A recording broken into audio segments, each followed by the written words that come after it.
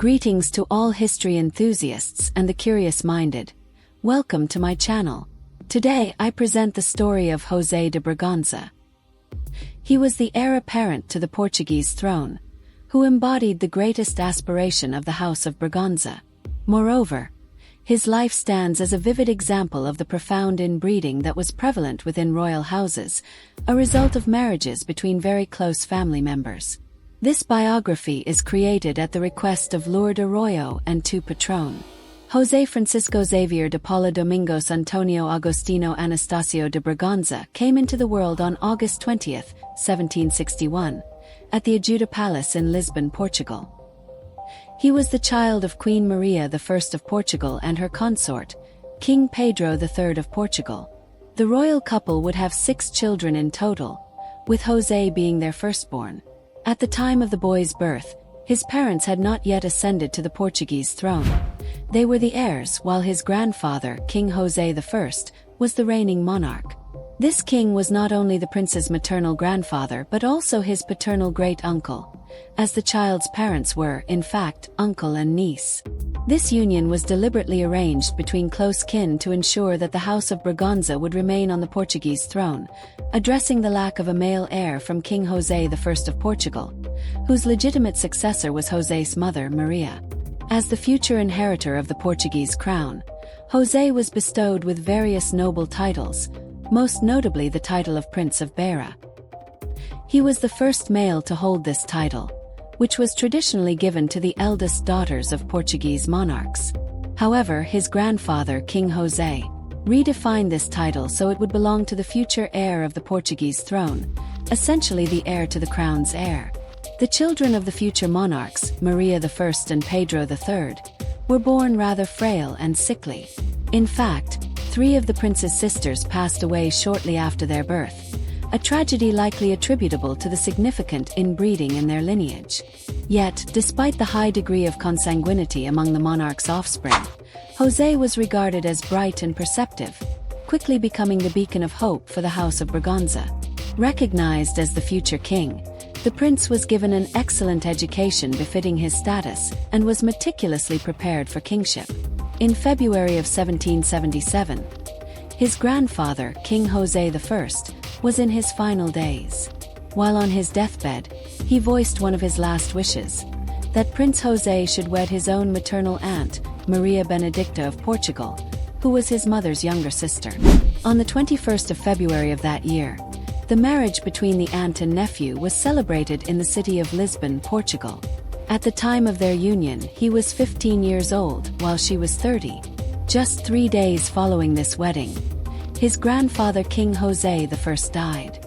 This event made his parents the new rulers of Portugal, and Prince José was officially declared the heir to the Portuguese crown, gaining the titles of Duke of Braganza and Prince of Brazil.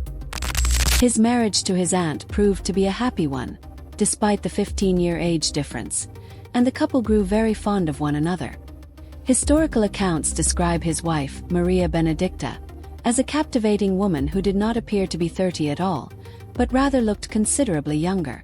In spite of their happy and compatible union, the prince and princess were unable to have children.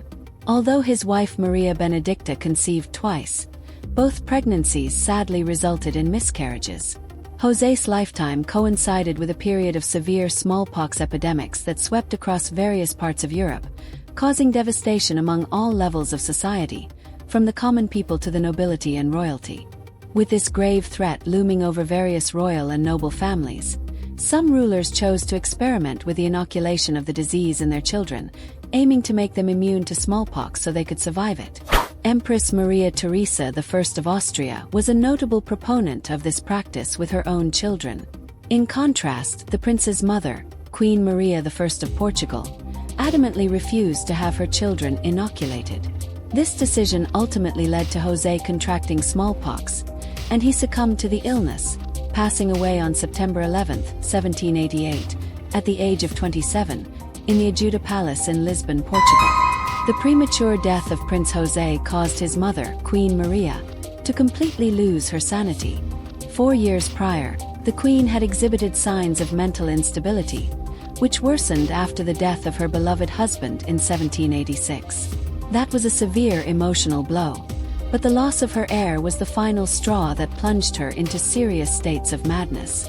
Due to his mother's mental condition, his younger brother, João Maria, assumed the role of regent of the kingdom. In time, he would become the King of Portugal, known as João VI, thereby continuing the Braganza line. Furthermore, his own descendants would eventually become the emperors of Brazil. After José's death, his widow, Maria Benedicta, chose not to retreat to a convent, a common path for widows in royalty and nobility. She remained a prominent figure at the Portuguese court, and even joined the royal family when they were compelled to escape to Brazil during the Napoleonic invasions of Portugal. The final resting place of José is within the pantheon of the Braganza at the Church of São Vicente de Fora in Lisbon, Portugal. There isn't much more to tell about José. He was a highly anticipated prince due to the absence of male heirs from his maternal grandfather, King José I, and he became the great hope of the Braganza dynasty. José's life serves as a clear illustration of the extensive inbreeding practiced by European royal houses, particularly the Spanish, Portuguese, and those of the Holy Roman Empire. They frequently arranged marriages between very close relatives, including unions between uncles and nieces. This practice resulted in their descendants being severely affected by the high consanguinity of their parents and the accumulated inbreeding over several generations, leading to the birth of exceptionally sickly and fragile children. It is plausible that the high degree of shared ancestry between José and his wife Maria Benedicta was the reason they could not produce a child, leading to the 2 miscarriages his wife experienced during their marriage and contributing to their infertility as a couple. And with that, friends, we conclude the story of José de Braganza. I trust you enjoyed this narrative, and I hope Lord Arroyo and 2 Patron did as well. As always, I am grateful for all the support the channel receives. Thank you very much for watching the videos I create.